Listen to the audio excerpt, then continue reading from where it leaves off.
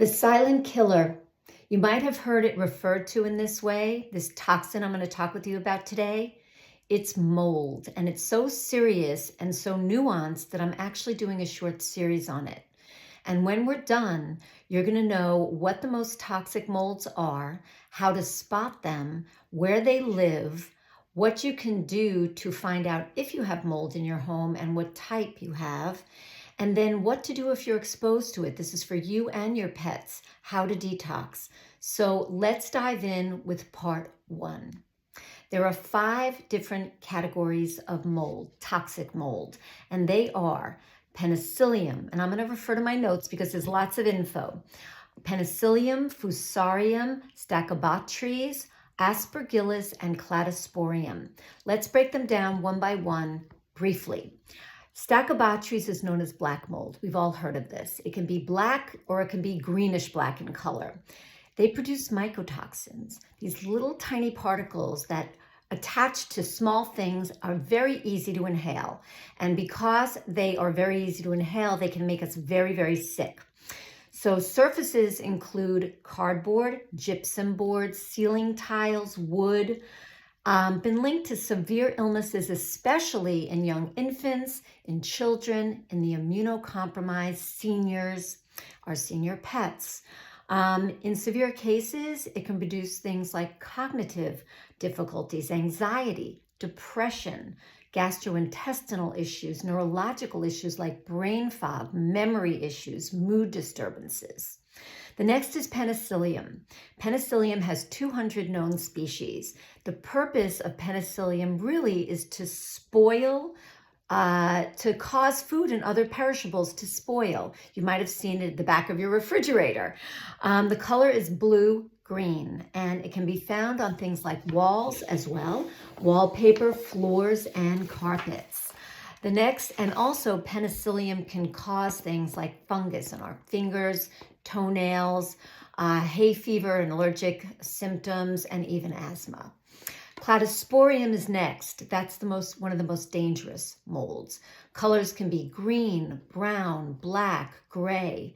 Can be found on painted walls, on wood, in carpets. Mild cases cause allergic reactions similar to hay fever, maybe skin rashes, maybe eye irritations. Chronic cases can cause things like emphysema and pulmonary edema, very serious. The next is Fusarium. Fusarium is orange in color, can be found growing on water-damaged carpeting and fabrics. Chronic exposure causes allergic reactions similar to asthma. Severe can cause really severe respiratory conditions. The last is Aspergillus. Aspergillus consists of almost 200 species, but only 16 produce illness in people and pets. Its color is yellowish greenish. It's usually found in things like air conditioning systems, on dust particles, in bedding, and even in hospitals. Chronic exposure can cause a series of illnesses they've actually named aspergillosis, and symptoms of these can be things like coughing up blood, fever and chills, headache, chest pain, shortness of breath.